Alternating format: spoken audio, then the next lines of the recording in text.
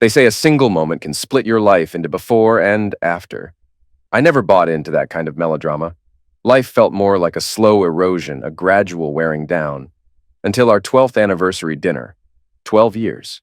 That's how long Dana and I had been married.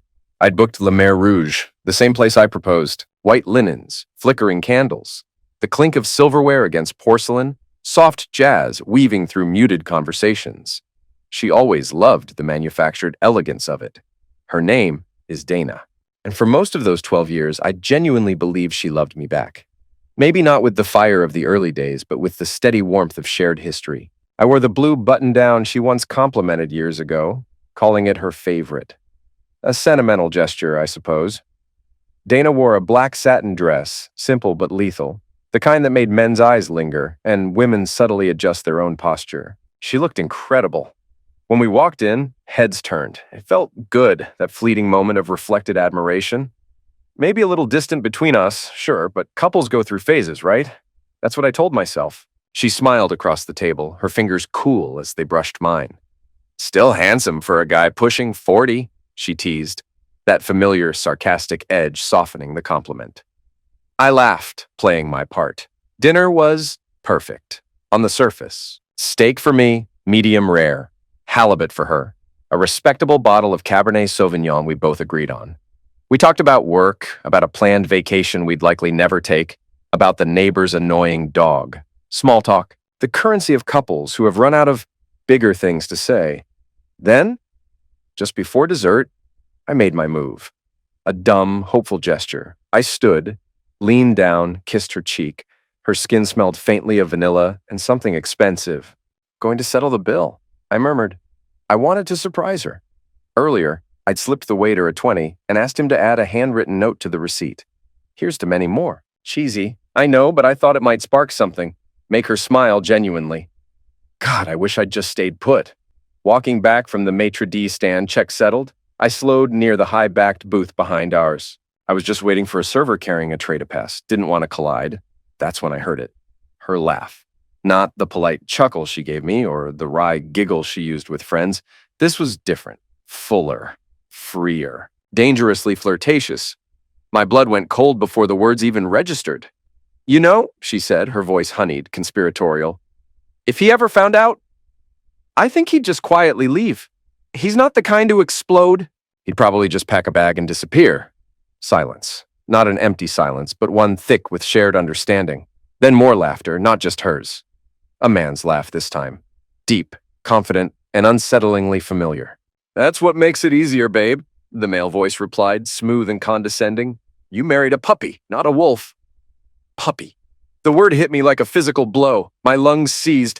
The floor seemed to tilt. My brain scrambled, desperately trying to reframe it, rationalize it, misheard, joking, talking about someone else, a movie plot. But denial shattered against the next thing she said, delivered with the casual indifference of ordering another glass of wine. This will be the last anniversary I fake. Something inside me didn't just break, it atomized, turned to dust. I didn't storm back to the table. I didn't confront them. I stood there, hidden by the booth's partition, numb, watching the reflection of our flickering candle dance in the polished wood. My own face, pale and slack-jawed, stared back like a stranger's. I took a deep, ragged breath, smoothed my non-existent tie, turned slowly, and walked back to our table as if I'd simply been admiring the decor. Dana was mid-sip of water when I sat down, the candlelight catching the curve of her neck. Everything okay? She asked, that charming practice smile back in place. Her eyes, though, held a flicker of something. Curiosity? Impatience? Perfect, I managed, the word tasting like ash in my mouth. Just perfect, I lied. I didn't confront her, didn't ask, didn't break down. Not that night. I watched her eat her creme brulee, tapping the caramelized sugar with the back of her spoon. Watched her thank the server with effortless grace. Watched her fix her lipstick in the ornate mirror by the exit, checking her reflection, oblivious to the wreckage she'd just made of mine. The whole time, a single question hammered in my skull. Who was he? I replayed the voice, the confident cadence, the smug familiarity. It wasn't a stranger. That voice had history. My mind raced, a Rolodex of betrayal spinning through friends, neighbors, colleagues, even distant relatives. The possibilities were sickening. That night, after Dana drifted off to sleep beside me, her breathing even, untroubled, I went into the master bathroom and just sat on the cold tile floor for hours. The moonlight slanted through the window, striping the floor like prison bars. Phone heavy in my hand, screen dark. Did I want to know the truth, or did the overheard fragments already tell me everything essential? I decided then. I wouldn't just know, I would understand. Every detail, every lie, not with yelling or tears, with cold, hard proof. And what I found, I sensed even then, wouldn't just change my life. It would change me. The next morning was an excruciating masterclass in pretending. Dana hummed in the kitchen, a picture of domestic normality. Coffee brewed, sourdough toasted, the scent filling the air like a mockery. Eggs, she asked brightly, turning from the stove, spatula in hand. I looked at her, the familiar curve of her cheek, the way her hair caught the light, and felt nothing but a vast, echoing emptiness. She was a stranger wearing my wife's face. No thanks, I said, my voice tight. Skipping breakfast? Running late for work. I grabbed my briefcase and left 20 minutes earlier than usual. I didn't go straight to the office. I sat in my car around the corner, hands strangling the steering wheel, the pulse in my throat hammering against my collar. It wasn't just anger anymore, though there was plenty of that, simmering beneath the surface. It was a chilling sense of unraveling, but not into hysterics, something colder, sharper. I didn't want revenge in the traditional sense, slashed tires or angry voicemails. I didn't want drama. I wanted the unvarnished truth, the complete architecture of her deceit. Then, I'd decide. That's when I thought of Kevin, college buddy. We'd navigated coding classes and cheap beer together. Now he ran a successful cybersecurity firm, the kind that dealt with discrete problems for corporations and paranoid spouses. He'd always had a knack for the sneaky stuff. I called him. Kev? Got time for coffee later? Need to ask you about something personal. Sure, man, everything all right? His voice held cautious concern. We'll see, I said. Meet me at the Daily Grind, noon. We met at the noisy cafe, halfway between our offices. I didn't waste time. I think Dana's cheating, I said, keeping my voice low, steady. I need proof, quietly. Kevin didn't flinch, didn't pry with awkward questions. He just nodded slowly, stirring his cappuccino. You want eyes or ears? Both, I replied. But strictly legal boundaries, Kev. I'm not looking to end up in jail over this. I just need to know what I'm dealing with. He gave a faint, knowing smile. There are ways, legal-ish ways mostly. Depends on plausible deniability. That afternoon, I met him again briefly and handed over one of our old household tablets. For the kids, we'd said, though we had none. And a spare smartphone I'd kept after my last upgrade. Kevin explained he could install sophisticated, near-invisible tracking and monitoring software. He could link the devices, allowing me remote access to GPS locations, certain call logs, text messages, even ambient audio if the device was active nearby, all synced to a secure portal only I could access. Planting it would be my job. A knot tightened in my stomach. This felt like a profound violation, crossing a line I never thought I'd approach. But then I heard her voice again in my head. This will be the last anniversary I fake. Puppy, not a wolf. This wasn't just about infidelity anymore. It was about contempt. My hesitation evaporated. By the weekend, the tools were in place. I slipped the old phone, wiped clean but for Kevin's software, into the bottom of her gym bag, plugged into a portable charger. The tablet found a new home tucked under the passenger seat of her car, connected to the car's USB port for constant power. I didn't confront her. I didn't change my routine. I just watched, virtually. And what I started seeing felt like watching a different life unfold, superimposed over the one I thought we shared. It began subtly. Encrypted messages on secure apps exchanged at odd hours with a contact simply labeled M. Calendar entries for Pilates, advanced session on Tuesday and Thursday afternoons, times when her usual studio was closed. A GPS ping from her car, stationary for 2 hours at the parking garage of the downtown Marriott on a Wednesday afternoon when she was supposedly at a client strategy meeting. Then came the payload. A forwarded email accidentally synced to the tablet from her personal account. Attached were scanned receipts for a 2-person couples renewal spa package at a lakeside resort 3 hours away, a place I'd never heard of. Billed to her personal credit card 2 months prior. One name on the second package, Mark Lindley. Mark Lindley. The name slammed into me like a physical force, stealing my breath. Mark had been my boss for 4 years at my previous firm. A mentor figure, older, charismatic. I'd helped him navigate a messy divorce, listened to his woes over countless after-work beers. We'd done BBQs at his place. He'd sat at our dinner table, laughing, eating my food. Charming Dana. That was the voice from the restaurant booth. Confident, familiar, deeply, sickeningly condescending. The pieces clicked into place with horrifying clarity. That night, I sat on the edge of our bed, watching Dana scroll through her phone, a faint smirk playing on her lips as she read something. The urge to snatch the device, to smash it against the wall, was immense, a physical pressure building in my chest, but I didn't. I breathed through it. I wasn't going to react impulsively. I was going to prepare. So I began my own quiet campaign. Strategic, methodical.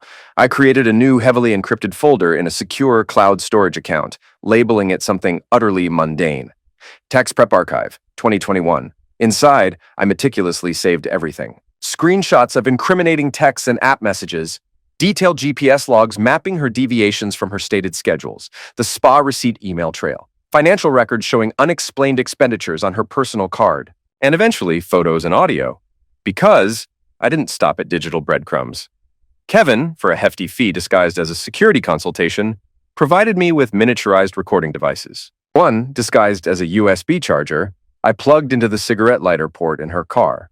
Another tiny pinhole lens camera, barely larger than a screw head, I managed to install inside a non-functional air freshener clipped to her rearview mirror. It felt dirty, invasive. I didn't recognize the man I was becoming, methodical, cold, bordering on obsessive, dangerous even. But the confirmation, the final, undeniable proof was still coming. One evening, about 3 weeks into my silent surveillance, Dana came home radiating a kind of brittle brightness. Her smile seemed wider, almost forced. She was humming along to the radio, slightly off-key. She dropped a perfunctory kiss on my cheek before heading upstairs, claiming exhaustion from a killer spin class. Later that night, while she was in the shower, the water running, masking the sound, a notification popped up on the mirrored tablet. Feed from her car's system. A new message from M. Same hotel next Tuesday, 11:30. I'll bring the wine this time. You bring that black dress I like. Unless hubby's finally caught on. My heart hammered against my ribs. I watched the screen, barely breathing. 3 minutes later, while the sound of the hairdryer whirred from the bathroom, her reply appeared, typed quickly. He's clueless. Always has been. Honestly, I could probably leave for a week telling him I was at a wellness retreat, and he'd just ask if I felt centered when I got back. See you Tuesday. Can't wait. Clueless. The word echoed her restaurant confession. Puppy. I didn't cry. I didn't scream. I didn't punch the wall. I just stared at the screen. The words burning themselves onto my memory. She thought I was clueless, oblivious, tame. She had absolutely no idea what she had awakened. I wasn't a puppy anymore. She was about to find out what happened when the wolf she never believed existed decided to bite back. The days leading up to that Tuesday felt like walking through thick, invisible syrup. Every moment stretched, distorted. Time slowed to a crawl, each tick of the clock amplifying the dread and the cold, hardening resolve within me. I went through the motions, work, meals, polite conversation. I slept beside her, the chasm between us wider than the physical space. Inside, though, I wasn't just waiting. I was rehearsing, planning every detail, every contingency of what needed to happen. Kevin had offered again. Want me to tail her Tuesday? Keep my distance? Snap what you need. You don't need to see it yourself, man. He said it like he was offering a shield, a way to spare myself the visual confirmation. No, I told him, my voice flat. I need to see it. All of it. Not out of masochism, not because I wanted to wallow in the pain, but because this wasn't just suspicion anymore. I wasn't chasing shadows. I was documenting a betrayal etched in reality. And if I didn't face the raw, ugly truth of it head on, it would fester, poison everything that came after. I needed the visceral proof, the image burned into my mind, to fuel what came next. Tuesday dawned bright and deceptively cheerful. A perfect late spring day, Dana left the house at 11:18 a.m. She wore the black satin dress, the anniversary dress. The irony was a physical ache. She kissed my cheek, a fleeting brush of lips. Client lunch downtown, then that leadership seminar this afternoon, she chirped, grabbing her designer handbag. Might be late. Okay, drive safe, I said, handing her a travel mug of coffee I'd prepared. Tucked discreetly into the removable base beneath a false bottom I'd fashioned was a small new GPS tracker, more reliable than the tablet under the seat. She wouldn't notice. She never noticed the details. She always underestimated me. That was her fatal flaw. I gave her a 15-minute head start. Then I walked out, not to my own car, but to a nondescript gray sedan parked down the street, a rental I'd booked under a burner email and prepaid credit card. In the passenger seat was a bag containing a high-resolution camera with a powerful zoom lens, binoculars, water bottles, and something heavier, wrapped in an old towel tucked underneath. A Ruger GP 100.357 Magnum, my grandfather's service revolver. Polished, loaded, not for them, not yet, for control. For the feeling of weight in my hand. My own hands, gripping the rental car's unfamiliar wheel, were rock steady, my breathing slow and even. Maybe I'd gone numb, or maybe, finally, I'd shed the skin of the man she thought I was and become something else entirely. The tracker led me not downtown but 30 minutes west, toward the suburbs, to a place called the Elmswood. A mid-tier boutique hotel, nice enough to feel illicit, anonymous enough to be forgettable.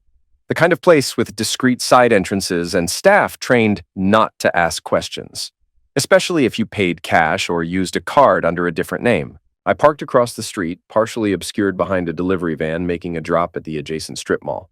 I adjusted my baseball cap low over my eyes and waited. She arrived minutes later, pulling her luxury SUV into a spot near the side entrance. She checked her reflection in the rear-view mirror, touched up her lipstick, then stepped out, phone in hand, a small anticipatory smile playing on her lips, a smile I hadn't seen directed at me in months, maybe years. She didn't wait long.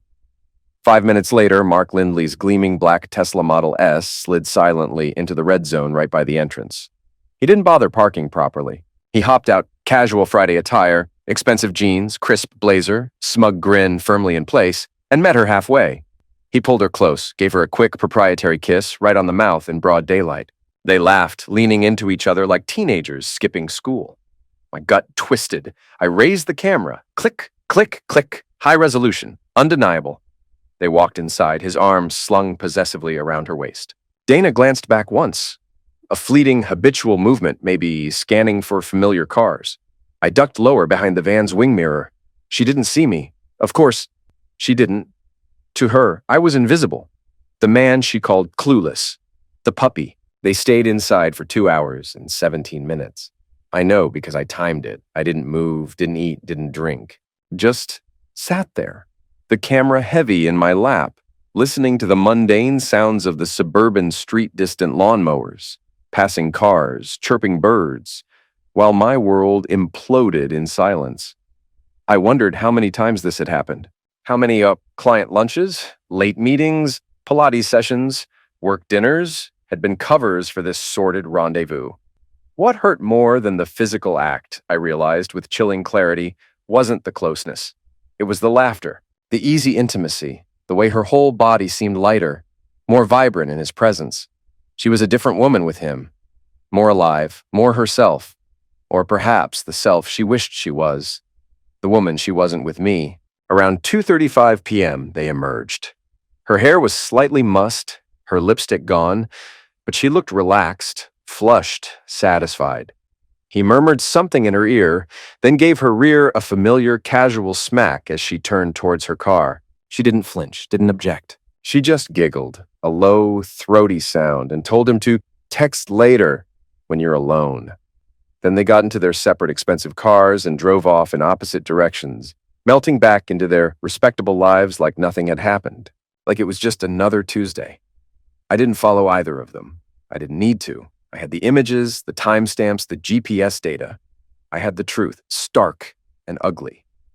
I drove back towards the city, not home, but to a quiet park overlooking the river. I sat on a bench, the heavy Magnum still wrapped in the towel on the passenger seat, and watched the water flow, feeling a strange, terrifying calm settle over me. The grief was still there, a hollow ache beneath my ribs, but it was being rapidly overtaken by something else. A cold, meticulous fury. A clarity I hadn't known I possessed. She thought I'd just quietly leave. She thought I was a puppy. She had underestimated the depths of the quiet man she married. She had no idea the wolf was not only awake, but sharpening its teeth. And tonight, the hunt would begin. The confrontation wouldn't be about explanation or reconciliation. It would be about consequences. It would be about control. It would be unforgettable. She came home around 6:15 p.m., carrying takeout bags from a Thai place we both liked. Didn't feel like cooking, she announced with a theatrical yawn, dropping her keys on the hall table. That seminar was brutal. Death by PowerPoint. She kicked off her heels. I was sitting in the living room, nursing a glass of bourbon, the lights dimmed. Long day? I asked, my voice carefully neutral. The longest, she sighed, sinking onto the sofa opposite me. She launched into a detailed, fabricated account of her afternoon, the annoying client who kept changing the brief, the seminar speaker with a droning voice and a slide deck from 2006. She was good. Effortlessly deceptive. Almost believable. Almost. We ate the pad thai in near silence, the clinking of forks the loudest sound.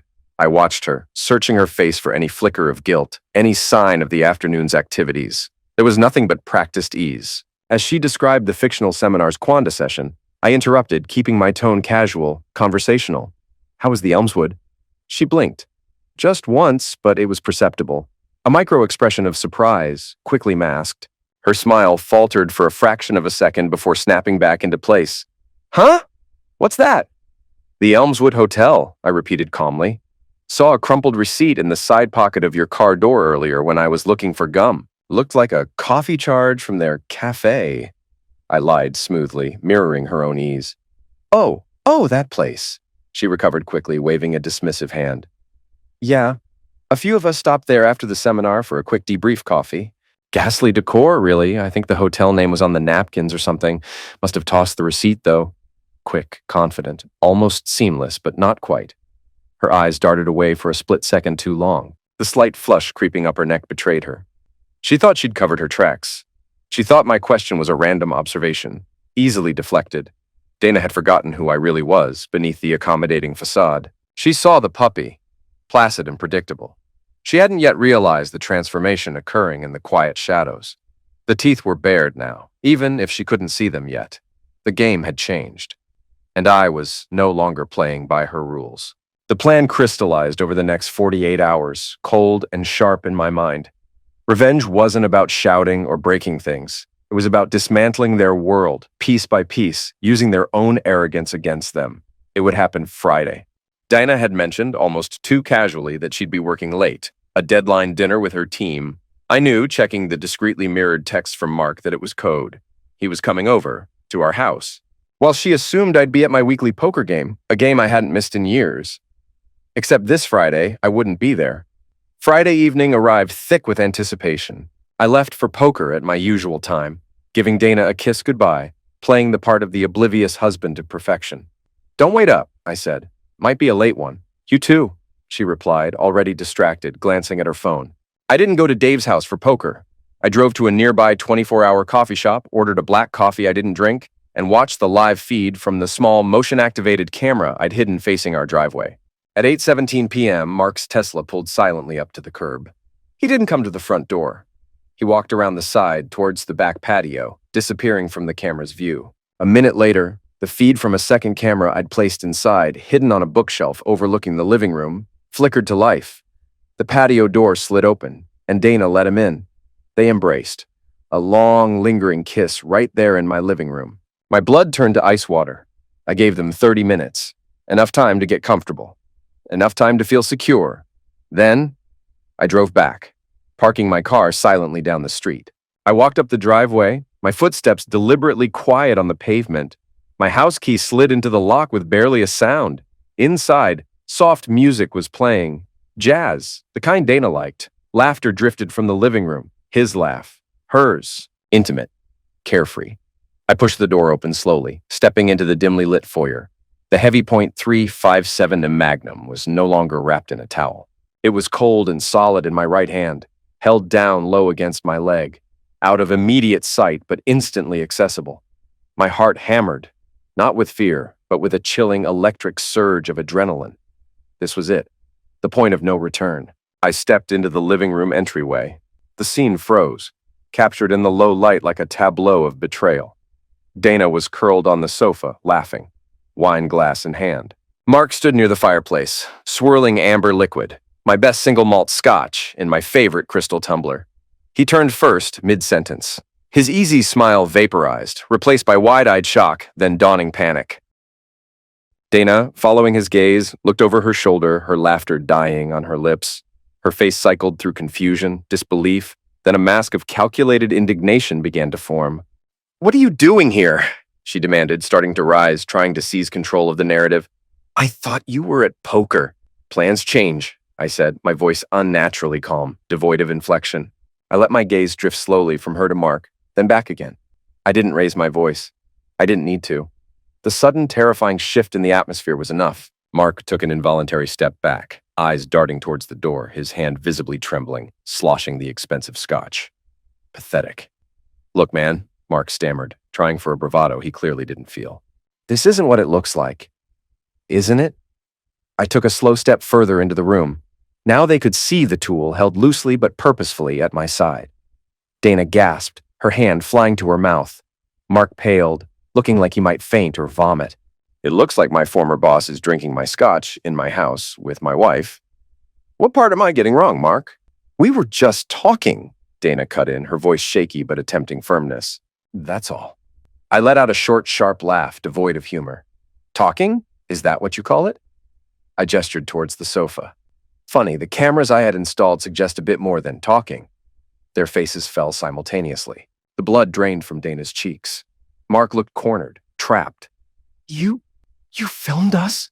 Dana whispered, horrified. "Everything," I confirmed, the word hanging heavy in the air. "The hotel, the texts, the calls, tonight. Oh, especially tonight." I raised the magnum slightly, not aiming directly, but letting the polished steel catch the lamplight. The message was clear. "Now, Mark, let's talk about that puppy comment." Mark flinched as if struck. I don't know what you mean." "Oh, I think you do," I said, stepping closer to him. He shrank back against the mantelpiece. "The anniversary dinner. La Mer Rouge. You told her she married a puppy, not a wolf." My voice dropped lower, colder. "Seems you underestimated the puppy." I saw the flicker of recognition, then sheer terror in his eyes. Dana looked bewildered, then horrified, realizing I'd heard that too. "Now," I continued, my gaze sweeping over both of them, savoring their fear. "My wife seems to think I'm the type to just quietly leave, to roll over. Let's test that theory." I gestured with the magnum, a sharp, commanding flick towards the center of the room. "Both of you. On your knees." They hesitated, looking at each other, then at the magnum, then back at me. "Now!" The command cracked like a whip. They scrambled to their knees on the expensive rug, hands clasped in front of them. Dana was crying silently now, tears tracking through her makeup. Mark looked utterly broken. "You called me a puppy," I said, focusing on Dana. "Said it like it was an insult, remember?" She nodded mutely, trembling. "And you?" I turned to Mark. "You agreed." I circled them slowly. "So show me, jump, like the pathetic little lapdogs you are. Hop for me." "What?" Mark breathed, incredulous. I said, my voice was dangerously soft. "Jump!" Hesitantly at first, then with more urgency as I took another step closer, they began to hop awkwardly on their knees. A grotesque, humiliating dance of fear. Dana sobbed openly. Mark's face was a mask of shame and terror. "Pathetic!" I spat, watching them for a long moment. I pulled out my phone with my free hand, thumb hovering over the record button. "Now, Mark, time for a confession." "Look at the camera." He flinched, eyes wide. "Tell everyone what you've been doing. Tell them how you pursued your friend's wife. Tell them how you sat at his table, pretending to be his friend, while sleeping with her behind his back. Use your words, Mark. Let's hear that confident voice now." He stammered, choked, tried to speak. It was a mistake." "Not good enough," I snapped. "Details, Mark, or this night gets much, much worse for both of you. And trust me," I let the magnum drift slightly, meaningfully, "you don't want that." Under duress, voice cracking, he began to confess, stumbling over the words, detailing the affair, the lies, the meetings. Dana watched, horrified, as her world publicly crumbled on camera. I recorded it all, his pathetic admissions, her tear-streaked face. This wasn't about justice. It was about control, humiliation, power. When he finally trailed off, choking on his own shame, I stopped recording. The silence in the room was thick, broken only by Dana's ragged breathing. "Now," I said, the calm returning to my voice, making it even more menacing. Get up. Slowly. They rose unsteadily to their feet. Phones, wallets, keys. On the coffee table. Now. They complied quickly, emptying their pockets. I pocketed their phones. You're not going anywhere, I said, gesturing towards the back door with the tool. We're going for a drive. Where? Dana whispered, terrified. Does it matter? I replied coldly. Get moving. You first, Mark. Dana, stay close behind him. Don't try anything stupid. Don't scream. Don't run. Because if you do, I let the implication hang, the weight of the tool speaking for itself. You won't like the consequences. Their eyes were wide with terror. They looked at each other, then at me, then shuffled numbly towards the patio door. I followed close behind, the Magnum a constant chilling presence. The night air was cool as we stepped outside. No bags over their heads, no ropes, no gags. The fear in their eyes was restraint enough. The humiliation was the gag. The Magnum was the rope.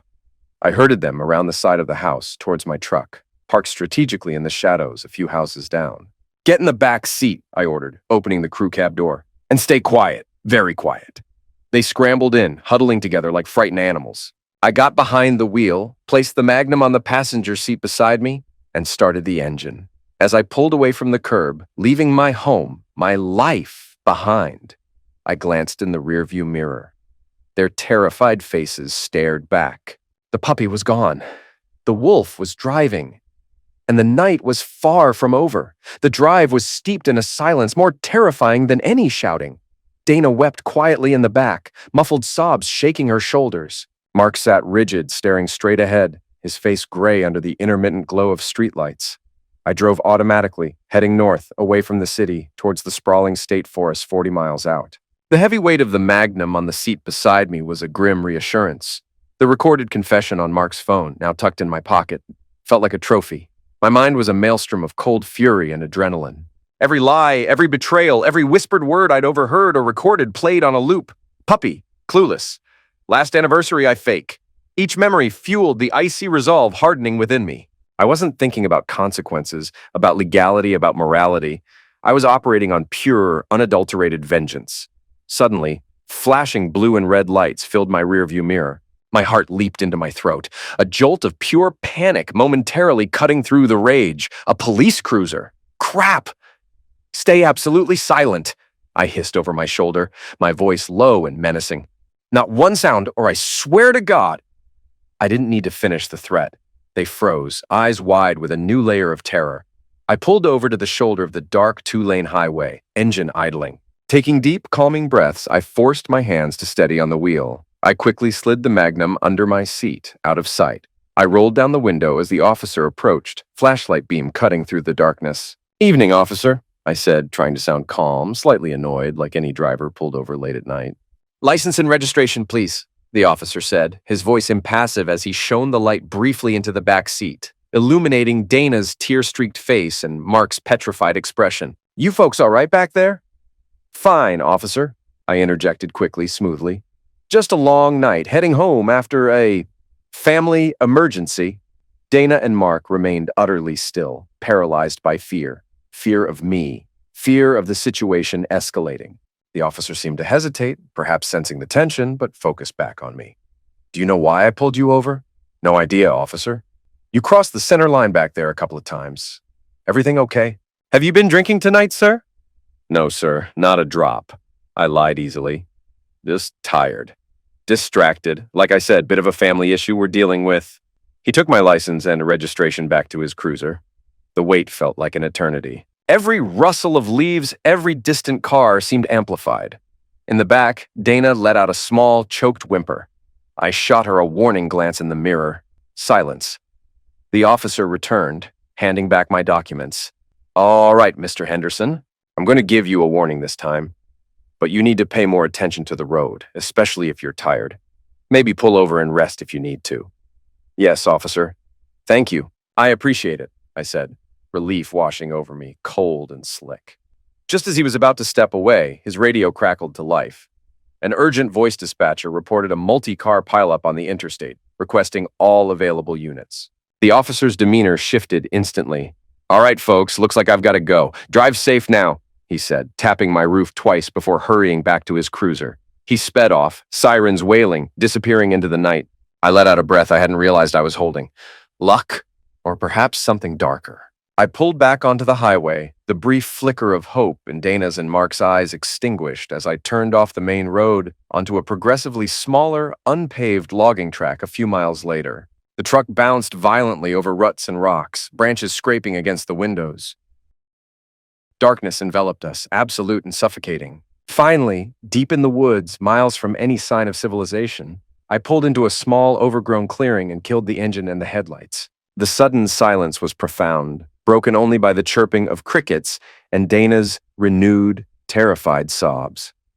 "Everybody out," I ordered, retrieving the Magnum from under the seat. I opened the truck bed and pulled out two objects I'd placed there earlier, two sturdy, long-handled shovels. I threw them onto the damp ground at their feet. The moonlight glinted off the metal blades. What is this?" Mark stammered, his voice barely a whisper.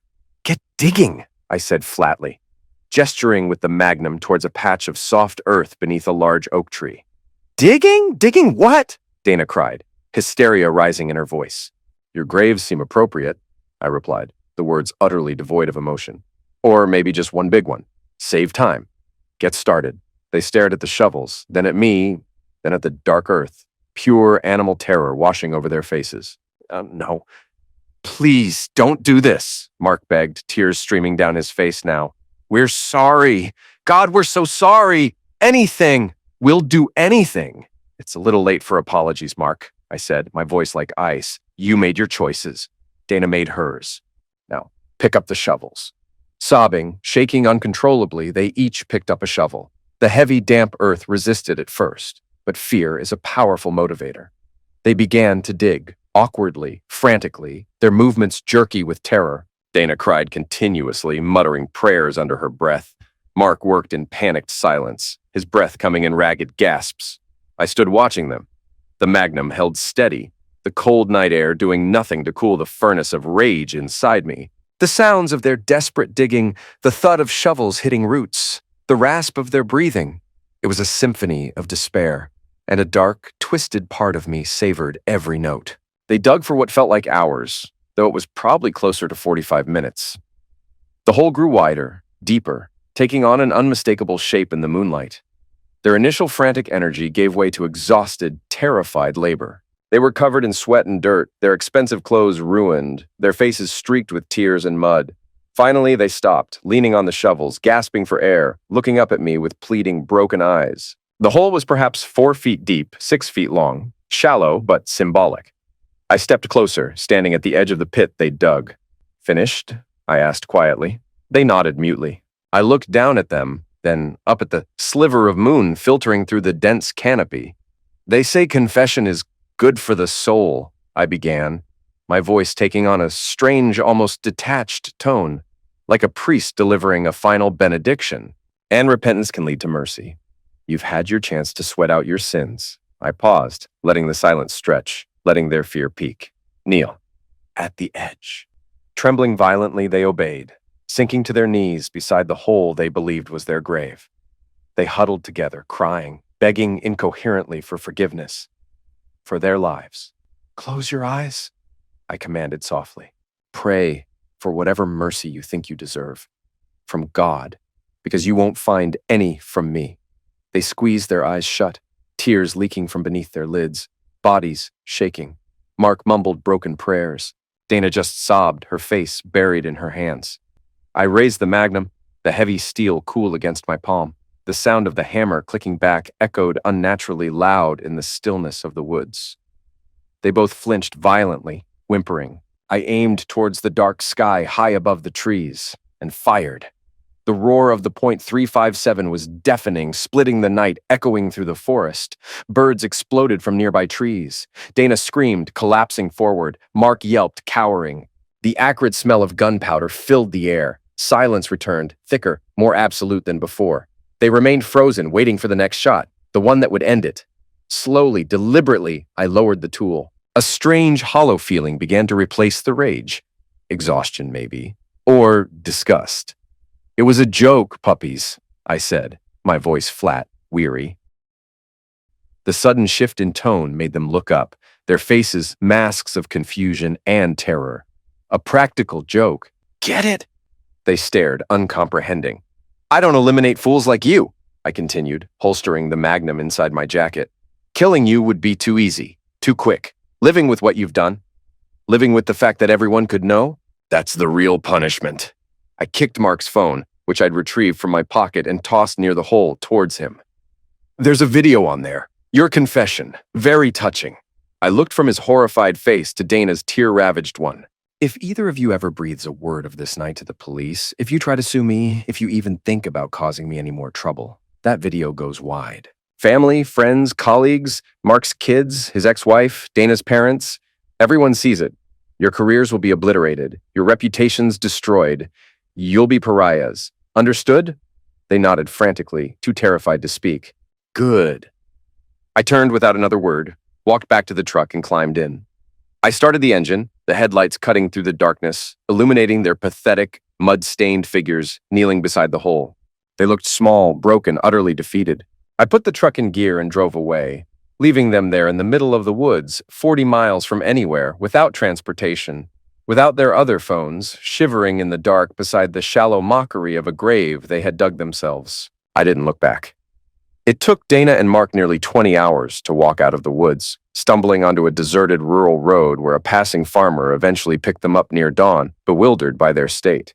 The divorce was swift and brutal. Armed with irrefutable evidence of adultery and financial deceit, though not the confession video, which remained my silent leverage, my lawyer ensured Dana received the bare minimum mandated by law. Mark's wife, already suspicious, filed for divorce the moment rumors, carefully seeded perhaps, reached her, using his infidelity to secure a favorable settlement. They never contacted the police. Fear and shame kept them silent. I never saw Dana or Mark again. I sold the house, quit my job, and moved across the country, seeking anonymity rather than a fresh start. The wolf had won, tearing down everything in its path. But standing alone in the quiet wreckage, the victory felt as hollow and cold as the barrel of the tool I sometimes still felt in my hand. I hadn't just destroyed their lives. I'd irrevocably altered my own soul, leaving the puppy dead in the woods alongside their dignity. The silence I craved was now filled only by the echo of that single gunshot in the dark.